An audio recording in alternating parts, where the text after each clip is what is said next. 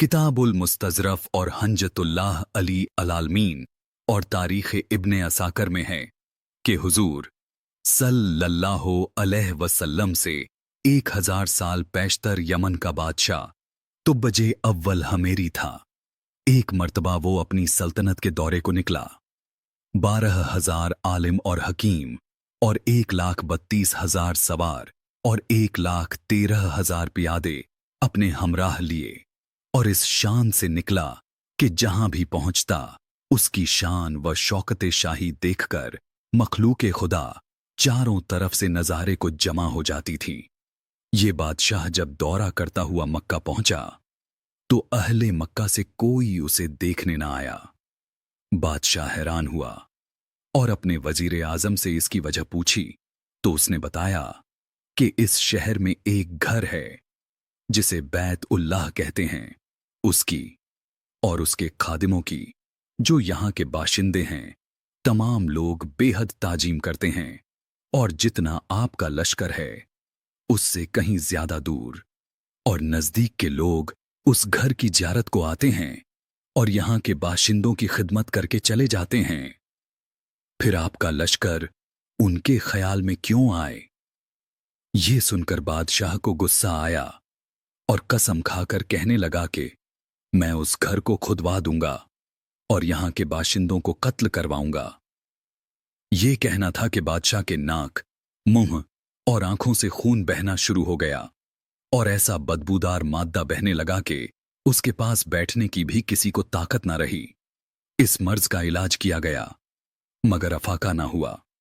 शाम के वक्त बादशाह के हमराही उलमा में से एक आलिम रब्बानी तशरीफ लाए और नब्ज देखकर फरमाया, मर्ज आसमानी है और इलाज जमीन का हो रहा है। ऐ बादशाह, आपने अगर कोई बुरी नीयत की है तो फौरन उससे तौबा कीजिए। बादशाह ने दिल ही दिल में बैत उल्लाह शरीफ और खुद्दाम कबा के मुताल्लिक अपने इरादे से तौबा की। तौबा करते ही उसका वो खून और माद्दा बहना बंद हो गया और फिर सेहत की खुशी में उसने बैतुल्लाह शरीफ को रेशमी गिलाफ चढ़ाया और शहर के हर बशिंदे को 7-7 अशरफी और 7-7 रेशमी जोड़े नजर किए। फिर यहां से चलकर जब मदीना मुनव्वरह पहुंचा तो हमराही उल्मा ने जो कुतुब समाविया के आलिम थे वहां की मिट्टी को सूंघा और कंकरियों को देखा और नबी आखिर उज्जमाओं की हिजरतगाह की जो अलामतें उन्होंने पढ़ी थीं उनके मुताबिक उस सरजमीन को पाया तो बाहम अहद कर लिया कि हम यहां ही मर जाएंगे मगर इस सरजमीन को ना छोड़ेंगे। अगर हमारी किस्मत ने यावरी की तो कभी न कभी जब नबी आखिर उज्जमा सल्लल्लाहु अलैहि वसल्लम यहां तशरीफ लाएंगे हमें भी जियारत का शर्फ हासिल हो जाएगा, वरना हमारी कब्रों पर तो जरूर ही कभी न कभी उनकी जूतियों की मुकद्दस खाक उड़कर पड़ जाएगी जो हमारी निजात के लिए काफी है। ये सुनकर बादशाह ने उन आलिमों के वास्ते 400 मकान बनवाए और इस बड़े आलिम रब्बानी के मकान पास हुजूर सल्लल्लाहु अलैहि वसल्लम की खातिर 1-2 मंजिला उम्दा मकान तैयार कराया और वसीयत कर दी कि जब आप तशरीफ लाएं तो ये मकान आपकी आरामगाह होगी और उन 400 उल्मा की काफी माली इकदाद भी की और कहा तुम हमेशा यहीं रहो।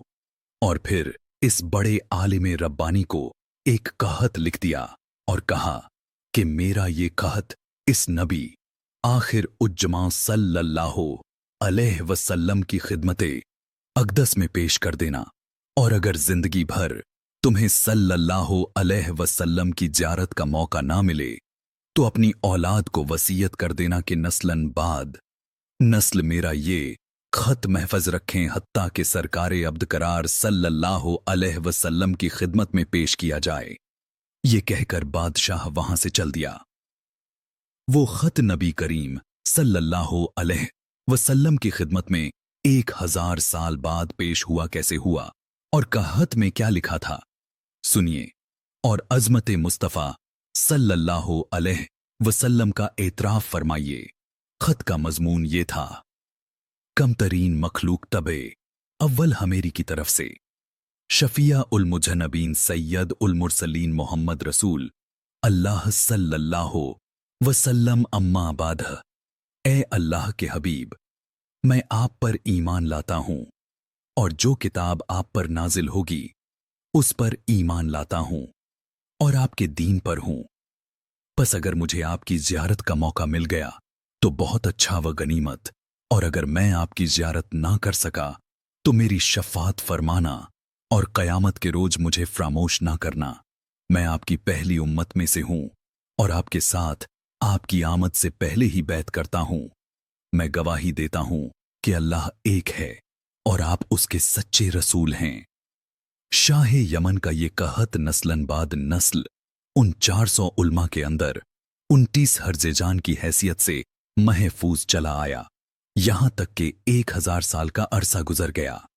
उन उल्मा की औलाद इस कसरत से बढ़ी कि मदीने की आबादी में कई गुना इजाफा हो गया। और ये खत दस्त ब दस्त मजे वसीयत के उस बड़े आलिम रब्बानी की औलाद में से हजरत अब्बू अय्यूब अंसारी रदी अल्लाह अन्ह के पास पहुंचा, और आपने वो खुद अपने गुलाम खास अबू लैला की तहवील में रखा।